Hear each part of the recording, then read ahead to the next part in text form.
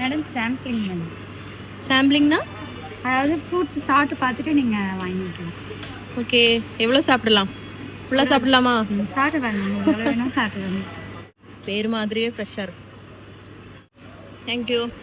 ഇതൊരു നല്ല പരിപാടിയല്ലേ. നമ്മളൊരു സൂപ്പർ മാർക്കറ്റിൽ പഴങ്ങളൊക്കെ വാങ്ങാൻ പോകുമ്പോൾ അവർ ഫ്രഷ് ആയിട്ട് മുറിച്ച് നമ്മളോട് കഴിച്ച് നോക്കിയിട്ട് വാങ്ങിയാൽ മതി എന്ന് പറയുമ്പോൾ നമുക്ക് തൃപ്തിയായിട്ട് വാങ്ങാമല്ലോ. എറണാകുളത്ത് നിന്നും ചെന്നൈയിലെത്തിയപ്പോഴുണ്ടായ ഏറ്റവും വലിയ മാറ്റം എന്താണെന്ന് ചോദിച്ചാൽ നോൺ വെജിൻ്റെ അളവ് കുറച്ചു. ഇവരുടെ സ്കൂളിലേക്കും നോൺ വെജ് അലൗഡ് അല്ല, അതും ഒരു കാരണമാണ്. പിന്നെ എല്ലാ ദിവസവും വെജിറ്റേറിയൻ എന്തെങ്കിലും വിഭവങ്ങൾ ഉണ്ടാക്കണമല്ലോ, അപ്പോൾ ആലോചിച്ച് ഫ്രഷ് ആയിട്ട് വാങ്ങി വെക്കേണ്ടതും അത്യാവശ്യം തന്നെ. ഞാൻ എന്നും പച്ചക്കറികളും പഴങ്ങളും വാങ്ങുന്ന സ്ഥലമാണിത്, ഫ്രഷ് ടുഡേ. നമ്മുടെ വീട്ടിൽ നിന്ന് നടന്നു വരാൻ പറ്റും. അതുകൊണ്ട് ഒരുപാട് പച്ചക്കറികളും പഴങ്ങളും വാങ്ങി ഞാൻ സ്റ്റോക്ക് ചെയ്യാറില്ല.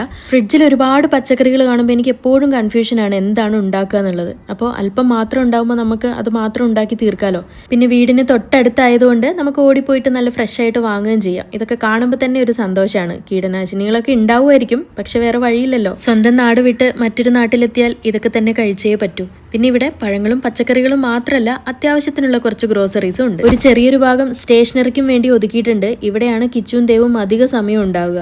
ഇത് മാത്രമല്ല, പാല്, തൈര്, പനീർ ഈ ഭാഗങ്ങളും ഇവിടെ ഉണ്ട്.